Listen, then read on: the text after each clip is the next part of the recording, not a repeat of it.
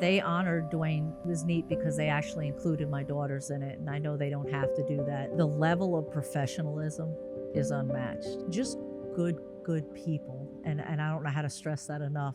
Their hearts are immense to every detail, and when they set up that side stage, that was just for Dwayne, they gave me that moment, the moment of happiness. I was shooting out of a van, some kind of high powered thing, right? Then, it's kicking in a door, and it's almost like I try to say, look, Dwayne, look what I'm doing, things you've done. So the Memorial Valor Foundation started back when I was an instructor. I currently serve in special operations. At some point in our career, we have to go instruct, give back to the force, the regiment. During my time giving back being an instructor, I noticed the cadre, they were getting complacent, not keeping up on their marksmanship abilities. So I put on cadre matches, which everybody loved, but while doing so, I noticed there was a bigger meaning. I realized I could do something more with this. And that's around the same time I shot the Dusk and 3-gun competition that they had at Fort Bragg at the time. And after that, shortly after that, 2 of my friends passed away in Jordan. There was an insider attack as they were going through the gate. One of the guards opened up on their vehicles, and that's when I lost my buddy Matt Llewellyn and Kevin McEnroe. And also in that attack was James Moriarty. So during that, I took it kind of hard. I was stuck behind the podium. I wasn't deploying. Had brothers still in harm's way, and I felt helpless. So with that and attending the Dusk and 3-gun, it kind of was like a calling. I noticed I had brothers still passing away, obviously, and there's something I can do here, at least to keep them remembered. So I put on the first Memorial 3-gun competition. We weren't a 501c3 at the time, but I just wanted to do something to remember these guys. So during that time, didn't know what I was doing. We had roughly 60, 70 shooters, and then we just came out here and put on a competition, raised some money for them.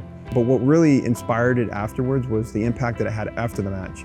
I had the shooters coming up to me that were all special operation guys at the time, just saying, hey, next year, can you remember, honor, memorialize my buddy? And I realized, I was like, man, how do you say no to that? So me and my co-founder, Bryce Lemelin, decided to put on another one. Him and I spent hours of where we wanted to go with this. We realized we had something because, again, people were just wanting more. So that's when we formed, and then as time progressed, this 60, 70-man match that we had grew to over 300 competitors.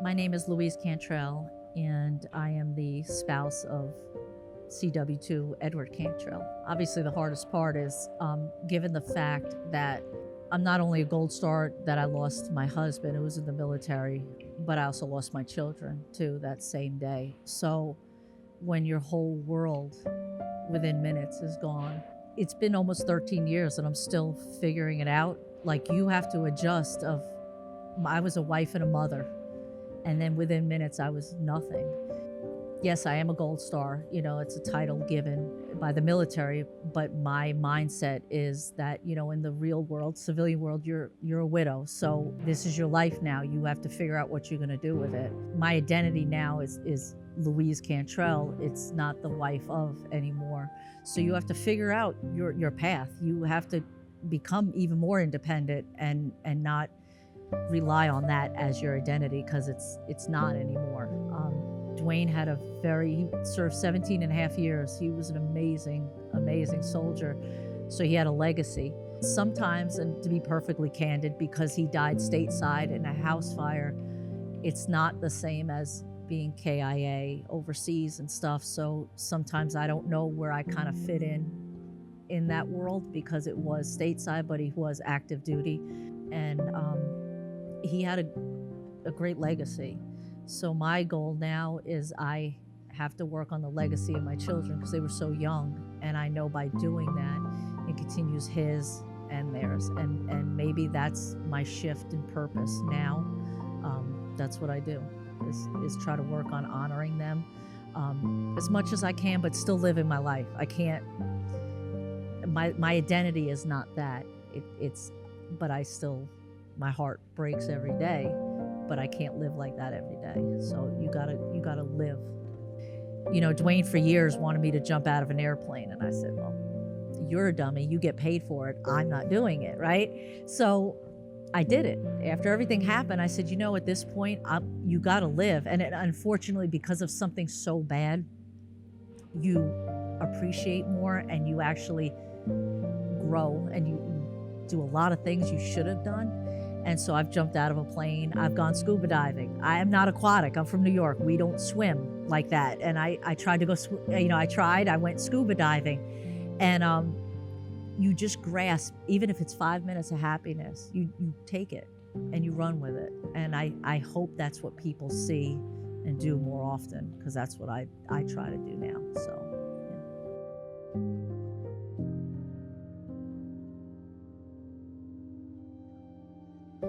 Jeff's journey in the military was marked by setting high goals and achieving them.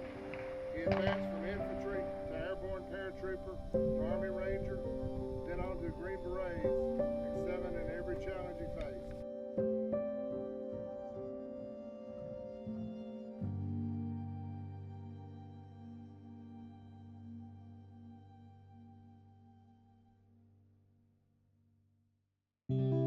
So when I first started this foundation, I had to figure out how I wanted to help these families. So my best avenue was just, hey, let's raise $100,000 for the 10 families divided up. We hit that literally the 3rd year, and I was like, oh, okay, so we have something here. And I as somebody that's never managed an organization, besides my military 12-man ODA, like I had to kind of think bigger as far as my staff position relating directly back to the military. So these staff positions in the military, they make up an organization that looks up and out. So what I mean by that, like strategically, and that's kind of where I had to now put my head rather than tactically on the ground, little decisions. I had to now broaden my scope as far as what I want to accomplish. So we came up with the 4 phases of this foundation on how we help the families. First phase will always be donate $100,000 to these families that we're honoring that year. Again, whatever they want to do it, mental health, scholarships, family vacations, whatever they want to do with that money. Second phase, financial assistance, and that could be to all of our families. So that $100,000 is for that 10 families that we're honoring that year, but we aren't one and done. And what I mean by that is we don't honor your family and say thank you for your service and that's it. We keep in touch with these families. We realize their loved ones are still gone. So it's our job to ensure that they will never be forgotten. So that's where the financial assistance comes in. And one of the things I've been priding myself on is holiday checks. Right now we have 68 families. So when I mean holiday checks, again, it's not just for those 10 families, I mean all our families. So 68 families times whatever amount of money you want to donate, it's going to add up over time. And that's, again, goes back to the scope of the Memorial Valor Foundation. We could do more. Could be $100, could be a couple grand, depending on where we're sitting. And then that's phase 2. Phase 3, which is my favorite, send them on all expensive paid dream vacation of their choice. If you think about it, everybody has a dream vacation they want to take with their family, but they don't invest in it.